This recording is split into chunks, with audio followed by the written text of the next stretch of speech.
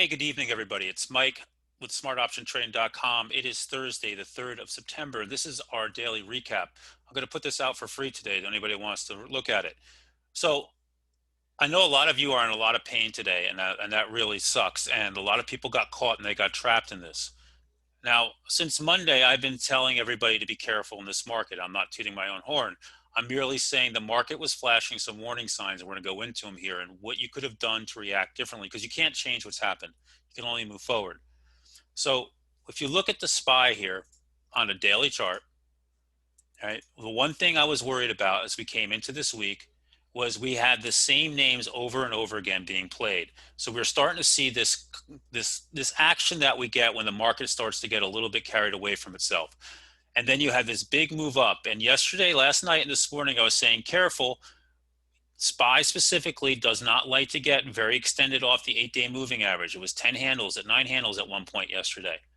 All right. So there was reasons to be cautious coming into today.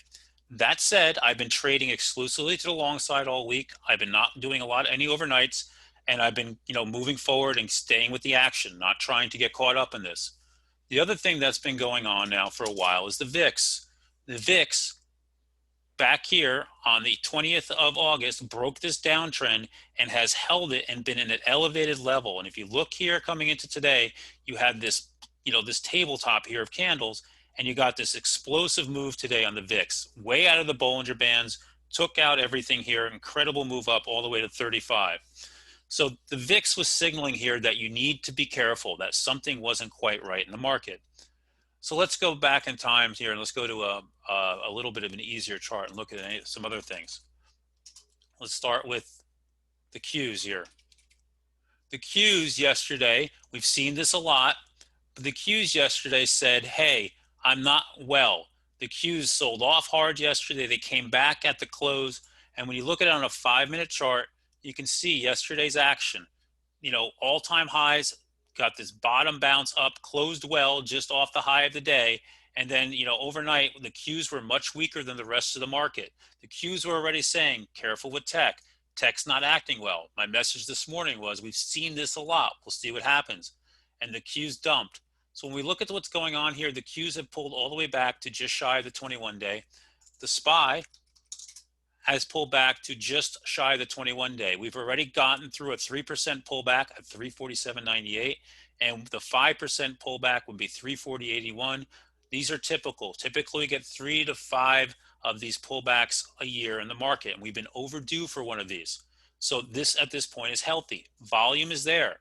You say, what about volume? Well, we've done 116 million shares with about little under 20 minutes to go. And that tells me that we have some distribution here. You have a lot of selling coming into this market.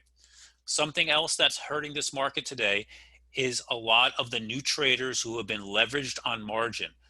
And they all are getting whacked today. And that was part of the problem.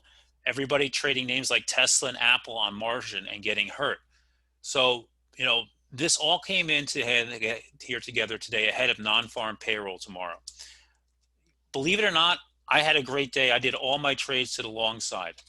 Pre-market, I was calling out Boeing, JP Morgan, Wynn, cruise ships, Disney, because these were all in this stay-at-home play. I had 2 trades on Boeing, made very nice money on Boeing this morning. I got one right out of the gate in the first couple minutes, and then traded another one here on a bounce and got out. That worked well for me. I had a small trade on JP Morgan, got stopped out, didn't work, but I made money on it. DraftKings had a beautiful trade on that one when they were going, the co-founder was going on TV, made money there. And then I had 2 trades on Apple. One was a very tiny win. The other one was a nice win on bounces here, just playing for bounces.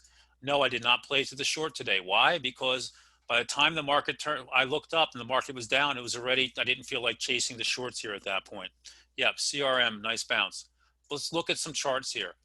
This was very reminiscent to me, this action of what happened back in some of the bubbles we've been in the past, the dot-com bust and others. You'd get these very big, vicious sell-offs on the charts and then steep bounces back. So Apple, big pullback from 137 to 120, held the 21-day. Amazon, same thing. Look at this action. These nasty, nasty pullbacks, right? Came in, held in just fine on the 21 day. Microsoft, about as ugly as a day I've ever seen in Microsoft.